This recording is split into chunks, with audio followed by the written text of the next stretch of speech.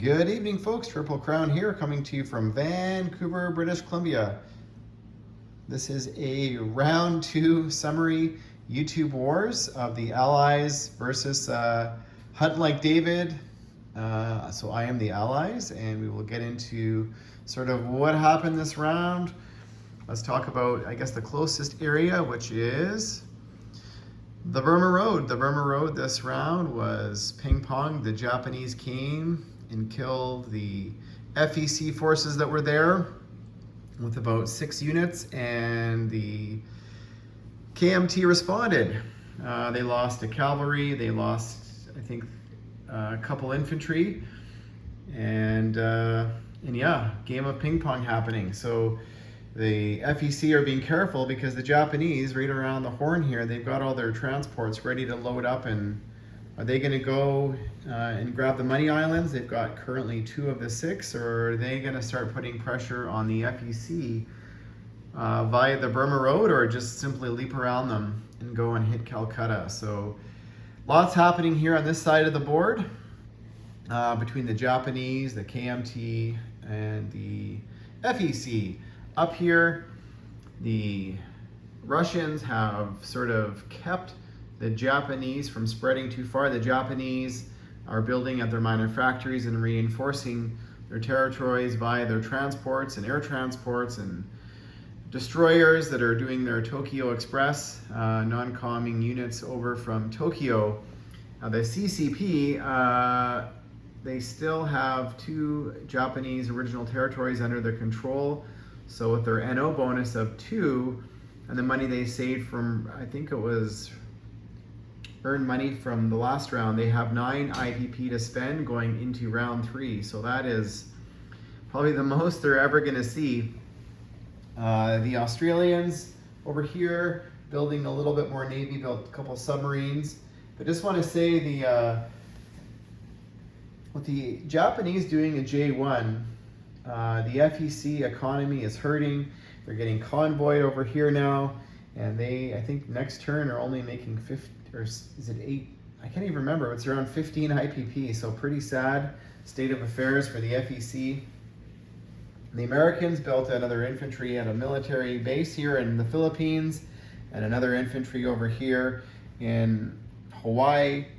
The Americans built a couple more carriers. They're doing the shuck, reinforcing, getting as many infantry over to Hawaii as possible.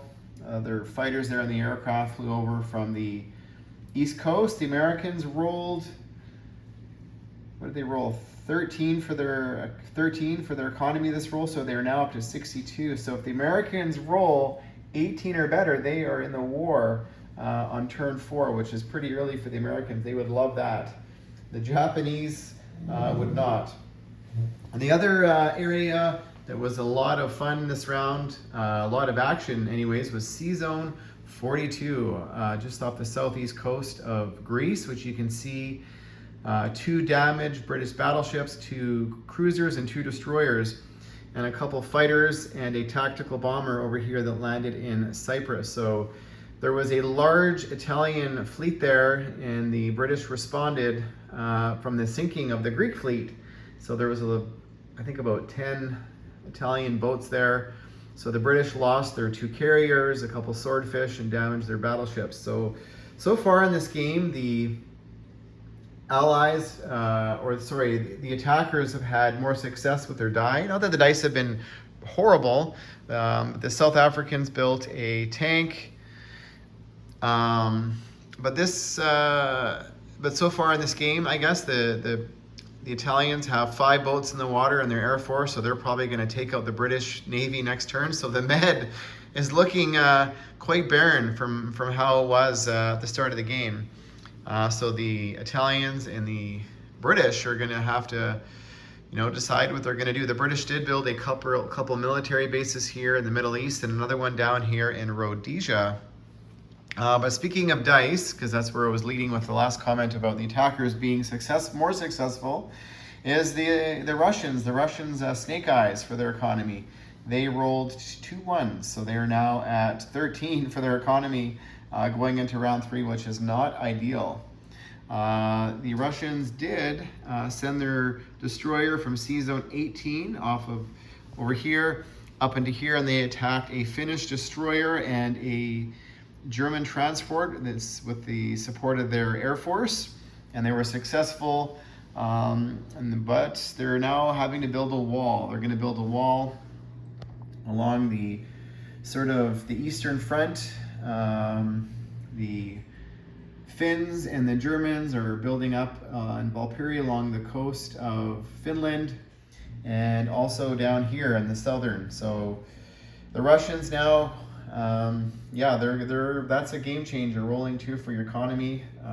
They cannot sustain another next round. If they roll a 3 or a 4, that's just going to allow the Germans to just keep building and building, and then just come in with absolute force and go straight for whatever they want, and the Russians would not be able to stop them.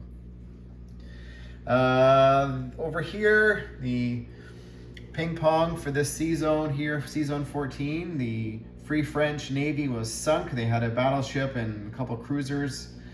Pretty sizable navy, but the Germans came in with their navy and sunk that navy, and the British responded. They lost a Canadian destroyer and sunk the German navy. So there's not a single German boat on the map anywhere, which is very unusual for this early in the game. But yeah, so we'll see sort of how things transpire. Over here in Canada, there is a Free French and Canadian transport ready to load up 4 units and maybe attempt a landing here somewhere in Western Europe. But we'll see, as the Germans are reinforcing Western Europe already, making sure they get their NO bonus. The British also bombed the factory in Paris, did 7 damage, did not get anything shot down. And the bombers landed here in Gibraltar. This bomber is not swimming in the ocean, so it's actually sitting in Gibraltar. So we'll see what happens in round 3. Italy's still to go. And we'll see what HuntLikeDavdi does. Looking forward to round 3. Thanks for watching, folks.